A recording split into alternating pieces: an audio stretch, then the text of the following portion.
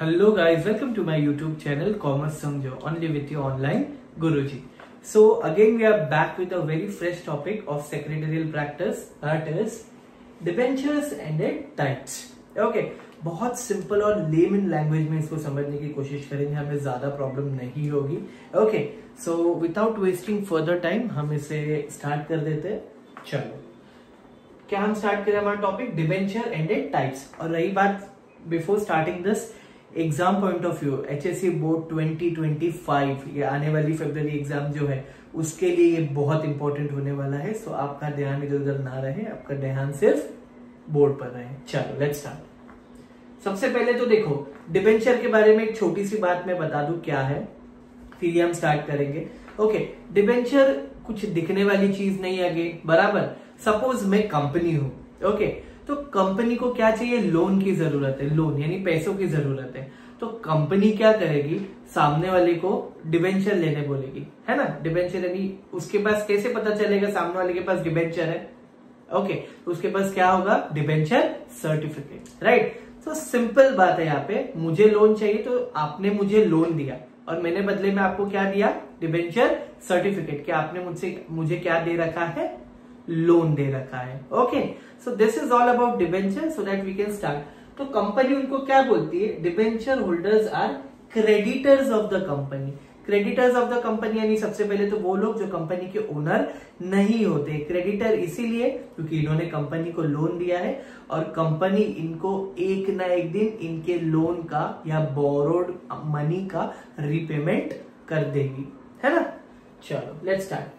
सबसे पहले the word debenture is derived from Latin word डिबेर.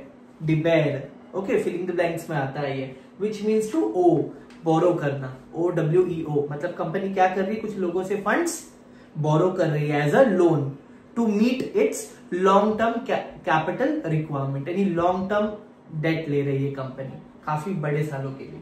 Okay, तो डिबेंचर एक तरीके का क्या है? Debt instrument. क्या है? डेट इंस्ट्रूमेंट, यानी कंपनी ने कर्जा ले रखा है कुछ लोगों से और उनको कंपनी क्या बुला रही है मॉडर्न वर्ल्ड में? डिबेंचर होल्डर और the creditors of the company. Okay, क्या लिखा है? Where company borrow a long term loan. Company कैसा लोन बोरो कर रही है यहाँ पे? Long term loan. और कंपनी के कौन से कैपिटल में कहां पे जा रहा है डिबेंचर्स का पैसा? बोरोड फंड्स में. कहा जा रहा है? बोरोड फंड्स या तो लोन फंड्स में, क्योंकि ओन फंड्स में तो क्या होता है, या कैपिटल फंड्स में इक्विटी और प्रेफरेंस का. Very good. Okay, usually company can only issue secured debenture. आपको एक इंपॉर्टेंट पॉइंट है, सिक्योर्ड डिबेंचर का क्या कंसेप्ट है आपको आगे बताऊंगा और इसका रेफरेंस क्या है.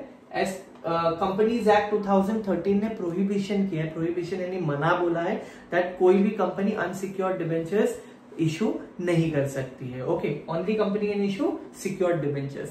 या आपको जस्टिफाई में भी देखने मिल सकता है, मैच द पेयर में भी देखने मिल सकता है, तो आपको इसका आइडिया होना चाहिए. तो यहाँ पे क्या हो रहा है? Usually a company borrow money for long term capital requirement. Usually वो कितना होता है? 10 to 30 ईयर्स समझ लो, या उससे ज्यादा भी हो सकता है. Okay, so without wasting further time let's start with features of debentures. पहला, प्रॉमिस. प्रॉमिस यानी क्या है? कंपनी डिबेंचर होल्डर्स को या क्रेडिटर्स जो भी बोल लो इनको प्रॉमिस करती है कि अब मुझे आप लोन दे दो, यानी पैसा दे दो डिबेंचर के नाम पे. आगे जाके फ्यूचर में आपको हम प्रॉमिस करते हैं कि एक ड्यू डेट आएगी, एक स्पेसिफिक डेट पे हम आपको आपका पैसा लौटा देंगे. That company will repay that loan amount on specific date और ड्यू डेट और at the end of the maturity period. जो भी मैच्योरिटी होगा, सपोज 10 साल का है तो 10 साल बाद लौटा देगी. 30 साल के लिए लिया है तो 30 साल बाद लौटा देगी उनका लिया हुआ लोन अमाउंट. उसके बाद है फेस वैल्यू. यूजुअली जो फेस वैल्यू होती है डिबेंचर्स की वो प्रीमियम होती है. प्रीमियम यानी अच्छी खासी हाई होती है. समझ लो 100 होगी, 200 होगी, 500 होगी, 1000 हो गई, 1500, ऐसी वैल्यू होती है. तो इसकी डिनोमिनेशन क्या होती है? Expensive, that is higher. Okay, face value ऐसी होती है. Time of repayment.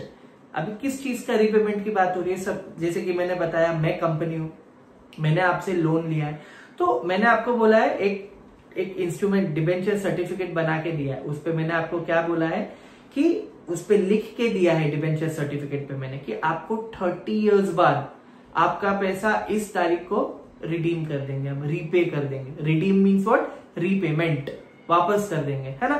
तो एक स्पेसिफिक पीरियड या तो ड्यू डेट पे उनको उनका पैसा कंपनी क्या करती है? लौटा देती है। अंडरस्टूड? ये कहां पे लिखा होता है? डिबेंचर सर्टिफिकेट पर।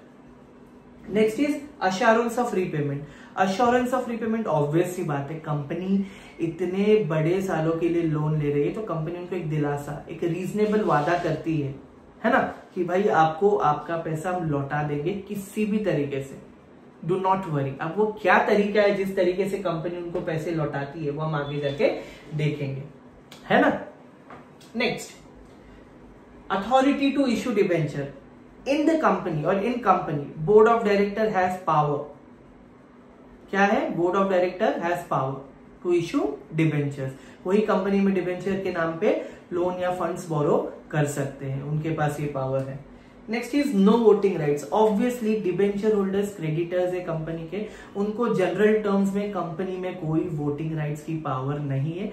And also in general meeting they can not vote.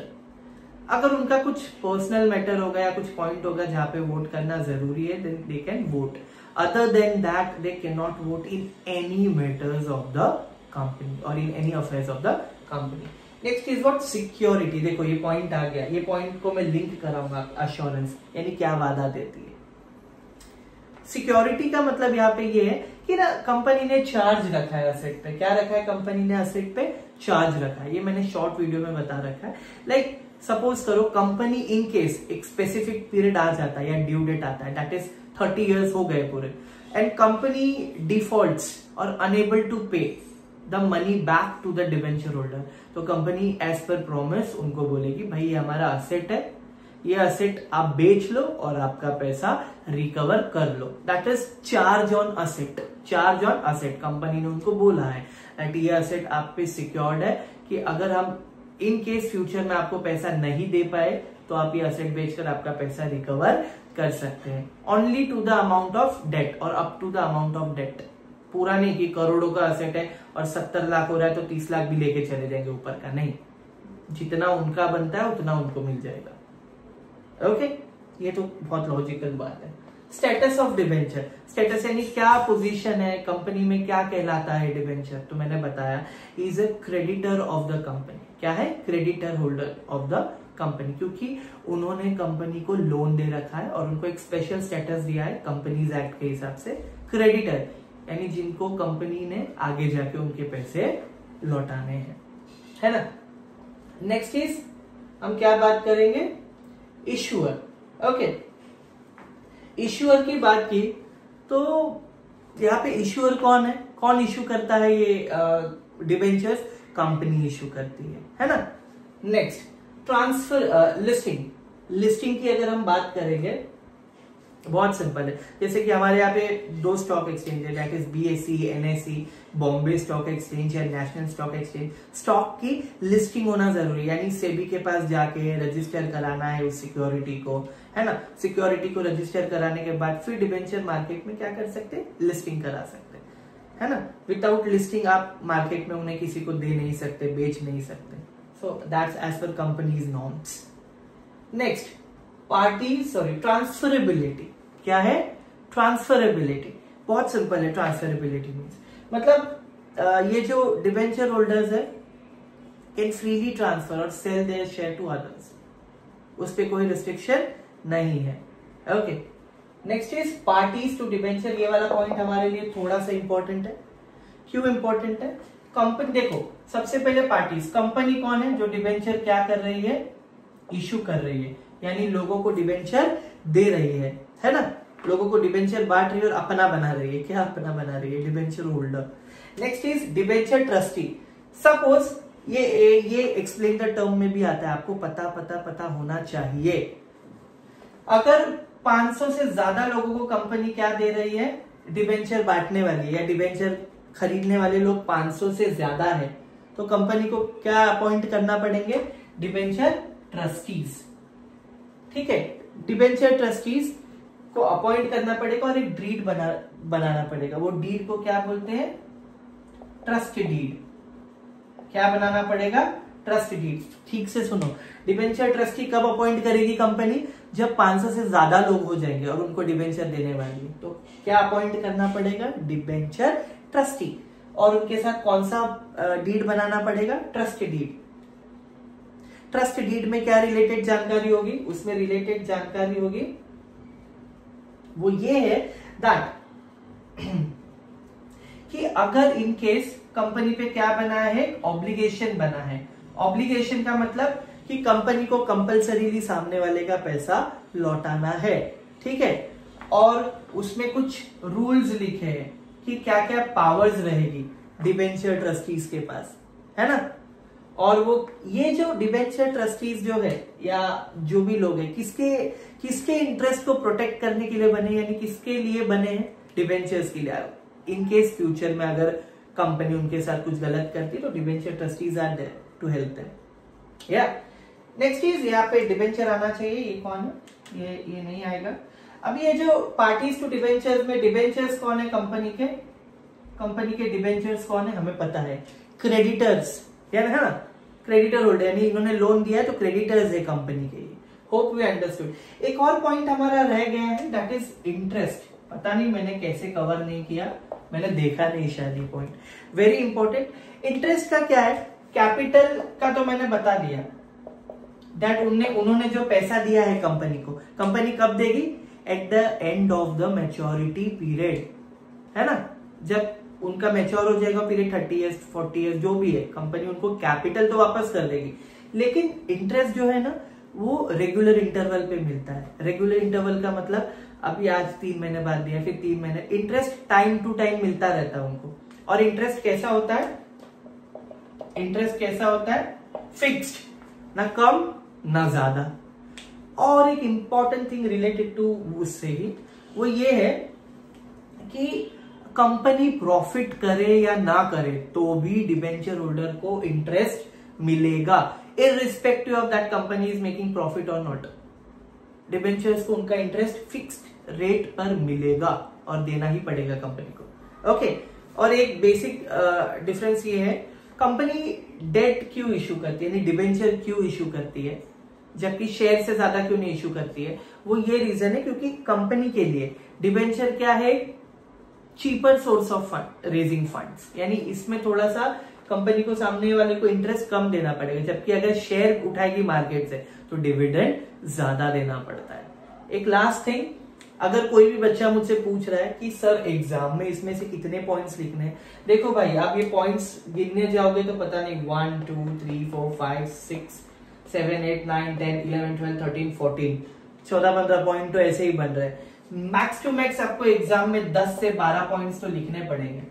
10 से 12 यानी अच्छे खासे एक्सप्लेन कर अगर ये कितने मार्क्स के लिए आंसर आता है? 8 मार्क्स के लिए। बहुत कम बच्चे होते हैं जो पूरे 14 से 15 पॉइंट पूरे लिखते हैं, पर आई बिलीव आपको इतने पॉइंट नहीं लिखने। और जो भी बच्चा सोच रहा है कि एग्जाम में विदाउट मीनिंग एंड डेफिनेशन के आप सिर्फ पॉइंट्स लिखोगे तो आपको 8 में से 6 मिल सकते हैं पॉइंट्स के। मीनिंग और डेफिनेशन का एक मार्क्स कट जाएगा। आपको इसमें डेफिनेशन कौन सा लिखना है? टोफार्म डिफाइंस वाला लिखना है। टोफार्म 2 डेफिनेशन है, उसमें जो डेफिनेशन है टोफार्म TOPHAM, टोफार्म डिफाइंस, उनका डेफिनेशन लिखना है। बोर्ड्स के लिए अच्छा है वो। ओके, सो विद दिस हमने ये कंप्लीट कर लिया है। वीडियो को और नहीं खींचूंगा। आपका क्या काम है? आपको वीडियो को समझना है, चैनल को सब्सक्राइब करना है, लाइक करना है और कमेंट करना है ताकि मैं और ऐसे इंटरेस्टिंग वीडियोस बना सकूं। Till then I take a leave and best of luck for your exam. Bye bye.